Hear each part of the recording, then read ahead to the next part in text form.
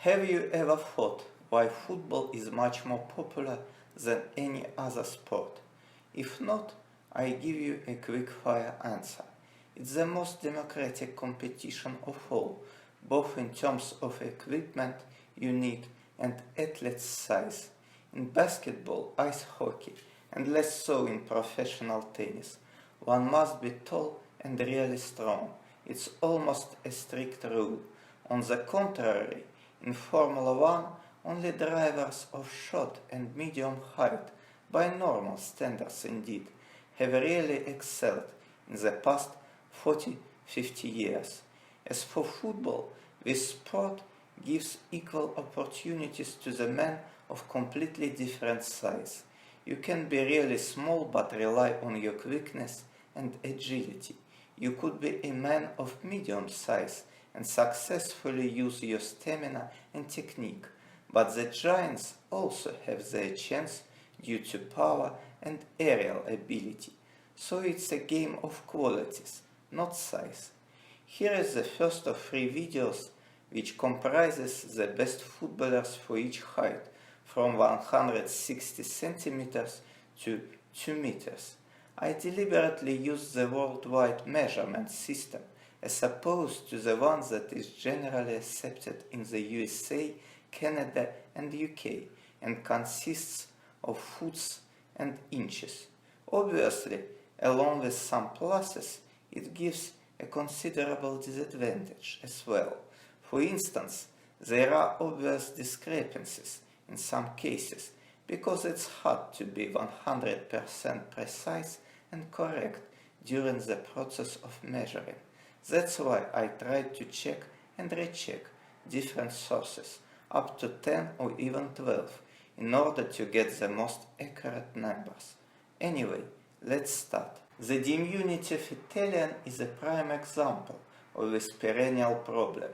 Some sites list him as a 163-164 centimeters tall player, but the greedy Wikipedia gives him only 160. The difference in numbers is palpable and rather unusual, to be honest. One thing is for certain: Giovinco used to be the shortest player on the pitch. His stature definitely has left its mark on Sebastian's style of play.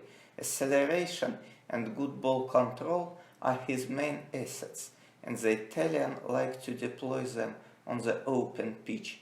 For exactly this reason, Antonio Conte in his Juve days opted to give Giovinco chances mainly as a substitute in the last minutes when there is more room to operate. In the MLS, Sebastian found a league with this type of football on a regular basis and swiftly turned into a star there. The little Argentinian has not only exactly the same stature, but the same places as well. They allowed him even to get to Primera about 10 years ago, but Buonanotte has been able to hold out there only for 3 seasons.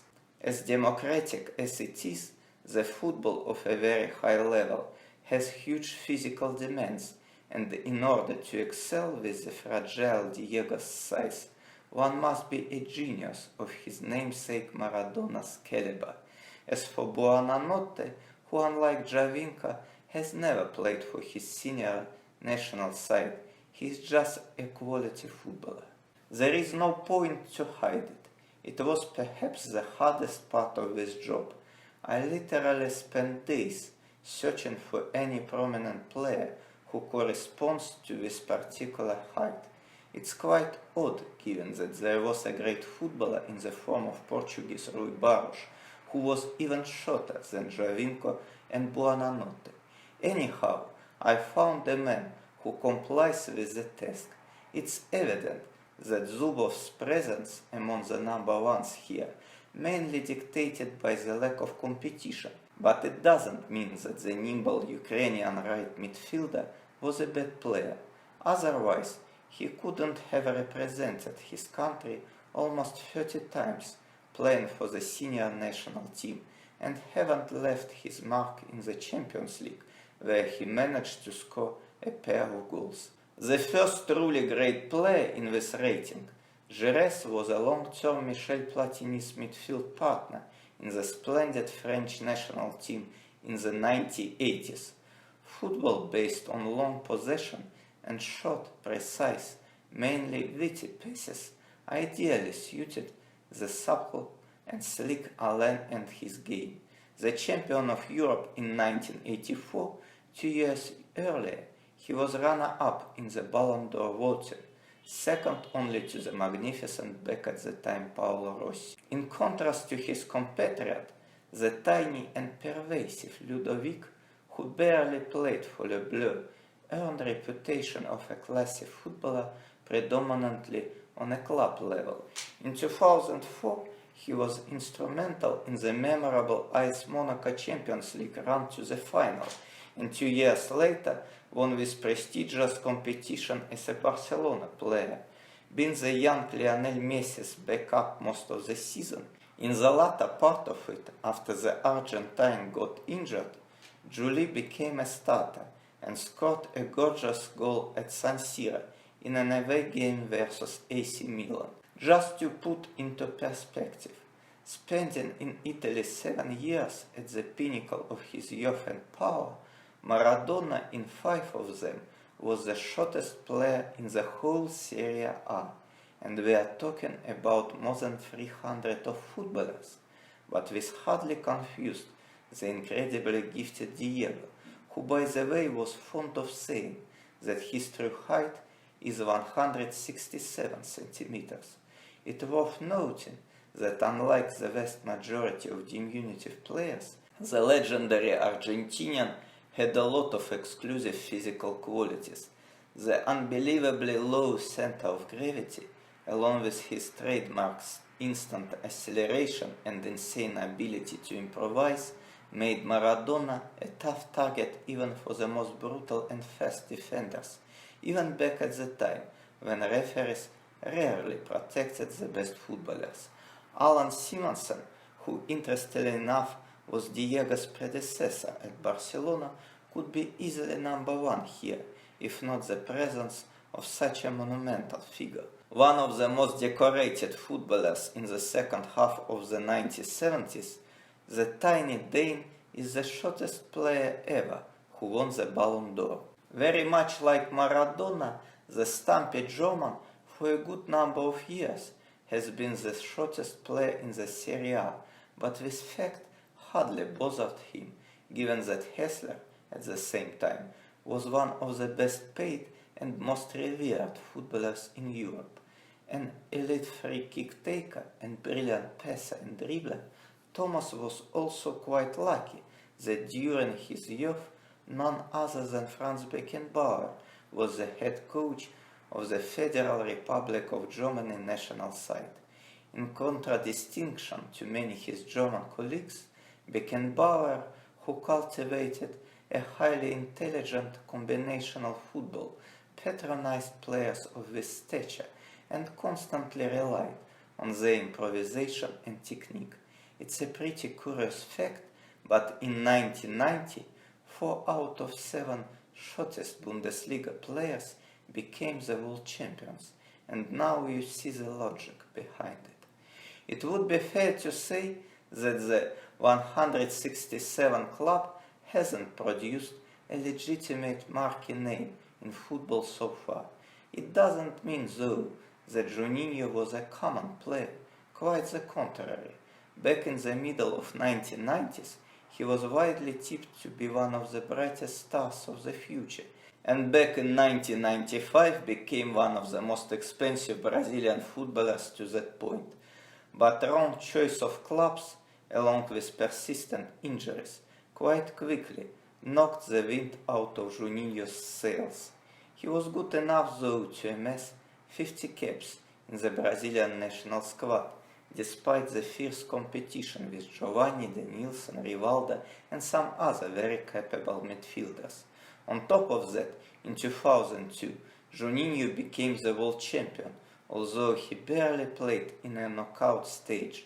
In the decisive playoff rounds, Luis Felipe Scolari opted to bench him, knowing that work rate and defensive contribution are not strong points of the elegant but brittle midfielder. Being really small even for a player of his position, and fullbacks are usually the shortest footballers on the pitch, the legendary Brazilian nevertheless was an immensely gifted athlete. Fans tend to remember his mind-boggling shots and spectacular runs, but Roberto Carlos has been also one of the most durable players of all time. The South American's stamina was simply astounding. During his prime, and we are talking about the whole decade, he missed only a bunch of games, tirelessly patrolling his beloved left flank innumerable times. Even the die-hard fans of Real Madrid and the Seleção could barely recall the names of his understudies, and it's highly indicative. The 169 club contains at least 3 all-time greats, but it's obvious that Messi stands alone even in this elite company. Just like Maradona, he turned his small height into a huge advantage. Extremely elastic leg muscles allowed Lionel to be the king of the acceleration for ages. Perhaps no one in the history of the game has been as fast on the first 5-10 meters, and along with Messi's immense football IQ and prodigious technique, it became an absolute weapon. The conception of Barca's game, when long and nifty build-up, culminates by decisive cut to the penalty area, ideally suited to this asset, and vice versa. Busting into the box, the Argentine scored at least half of his goals, and you can easily count how large this number is. The 170 class is really rich on high-profile players. It's a matter of taste to select the best of them. I chose Javi for his magnificent career and unique skills. The diminutive Barca midfielder was well known for his playmaker's talent, leadership and tactical acumen, but his unparalleled mobility has been at least equally important. In his prime, the Spaniard was always available for a pass and constantly positioned himself in such a smart way that he could see all 9 his outfield teammates. I was taken by surprise when I saw that almost all the sources list Iniesta as a 171 centimeters tall player, bearing in mind that we also used to compare his stature to the hobbits or even the midgets one. The Barcelona legend is a rare example of footballer who is equally supreme, both in passing and dribbling. In addition to it, Andres was a consummate team player and professional, and the combination of those factors made him so strong, almost impossible to stop. The 172 club is surely one of the most even. The unforgettable Zico and the famous Ferenc Puskás, one of the most prolific goal scorers ever, deserve to be number 1, but after some consideration, I decided to give an edge to Modric, not only due to his numerous collective and individual accolades accompanied by fabulous longevity, but also due to an ultra-competitive era in which the brilliant Croat is playing now. Despite his relatively modest height, there is a little doubt that in his prime, the king of football was one of the most naturally gifted athletes in all sports. Tremendous leaper, we could recall his spectacular goal against Italy in the World Cup 1970 final. Pelé was marveled for his acceleration, durability along with instant change of pace and direction of movement. Like Maradona, he had a low center of gravity, and for that reason, time after time, successfully endured or even avoided brutal tackles. It would be fair to say that the almost perfect body of the great Brazilian worked in harmony with his brain of genius during his long and illustrious career, allowing him not only be extremely successful, but also to be way ahead of his era. Looking at him on the pitch, it's hard to shake off the feeling that you see the modern star player who has traveled back in time, and given how much football evolved in the last 50 years, it's probably the best compliment of all.